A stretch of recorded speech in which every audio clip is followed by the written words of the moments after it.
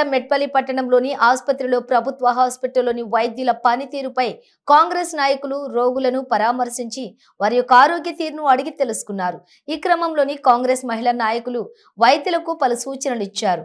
ఏమైనా సమస్యలుంటే మా దృష్టికి తీసుకొని వస్తే సమస్యలను తీరుస్తామని వారు పేర్కొన్నారు.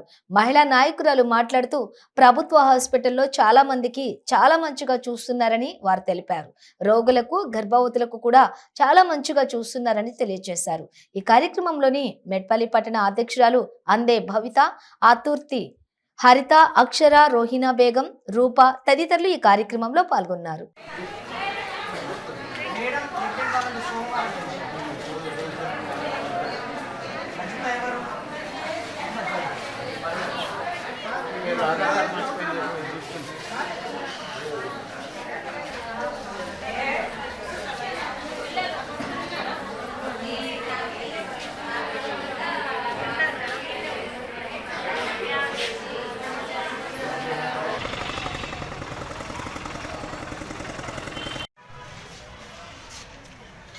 రూపాశ్రీ మహిళా ఇన్ఛార్జ్ ఆరపేట మన జువాడి నరసింహరావు సార్ ఆధ్వర్యంలో ఇక్కడికి రావడం జరిగింది. గవర్నమెంట్ హాస్పిటల్లో అన్ని ఫెసిలిటీస్ బాగున్నాయి. ఐసీయూ కానీ 102 అవన్నీ తెలంగాణ ప్రభుత్వం ఇవ్వడం వల్ల బాగుంది. కాంగ్రెస్ ప్రభుత్వం వచ్చిందండి ఇంకా డెవలప్ అయిందని అందరూ చెప్తున్నారు.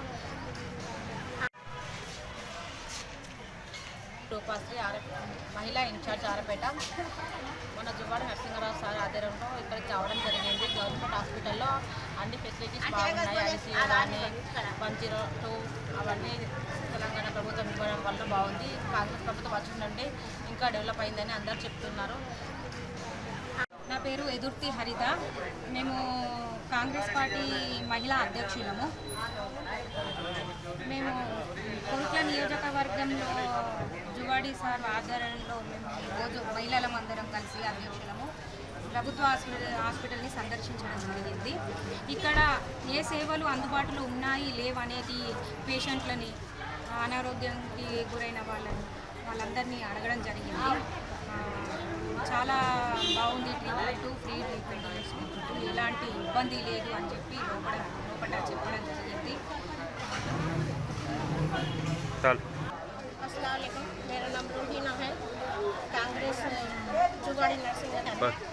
अस्सलाम वालेकुम, मेरा नाम रोहिना है, 26 वार्ड इंचार्ज रोहिना जुवाड़ी नर्सिंग के इंचार्ज में हम लोग यहाँ पे सरकारी हॉस्पिटल को आए हैं पूछने के लिए कैसा चल रहा क्या है। हम लोग हर किसी को भी पेशेंटों को पूछे हैं कैसा चल रहा, ये ट्रीटमेंट कैसा चल रहा, ऑपरेशन कैसे हो रहे और डिलीवरी नॉर्मल है, ज़्यादातर नॉर्मल डिलीवरी हो रहे। और रेवंत रेड्डी सर आए जब से कांग्रेस बहुत कुछ अच्छा हो रहा है। और जो टीआरएस थे वो तो बहुत कुछ ये था।